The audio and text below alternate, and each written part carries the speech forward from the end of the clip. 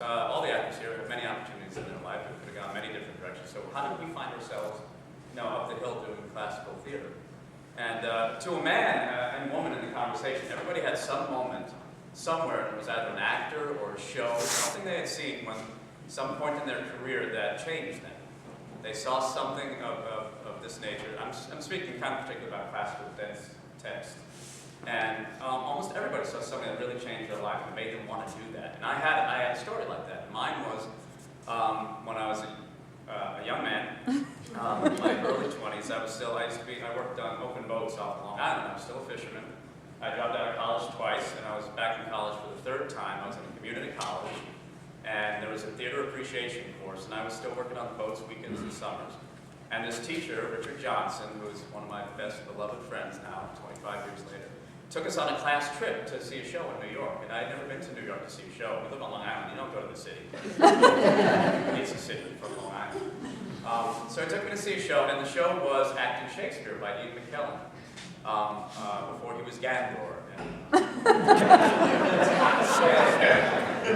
Gandor's great. But I got to see this show, and it wasn't the first play I'd seen. I saw another play in school, but the play changed my life. And what it did was, first of all, I never felt more out of place anywhere in my life than in a theater in New York. And it was Shakespeare to boot, which I always hated. To be really honest, I hated Shakespeare. I was just talking to a patient about this, and my experience was reading Julius Caesar out loud in English class, and it was just horrific. I didn't understand anything. I felt stupid. And I went to this show, and Ian McKellen came out, and he was on stage very much like this. He did it all in small houses. And he had a chair, and that was it. There was nothing else. I remember he came out, and I remember to this day understanding Shakespeare for the first time.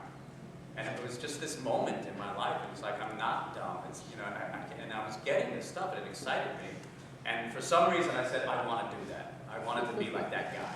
And I didn't know how to do it. I was still working on the fishing boats, and I just wanted to do what he was doing. It seemed so exciting. And to this day, I swear, I remember, and I'm not lying, I can remember like the ass's head on bottom when he did bottom, and I can see I can see this whole forest scene, and I can see there's a crown, and I can see the Boar's Head Tavern, and there was nothing on the stage.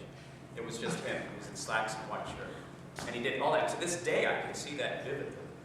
And so I got this idea. I had a lot of wild ideas, so I was thinking about that play. I've written 2 one-person shows for this theater, and I was trying to think of another one.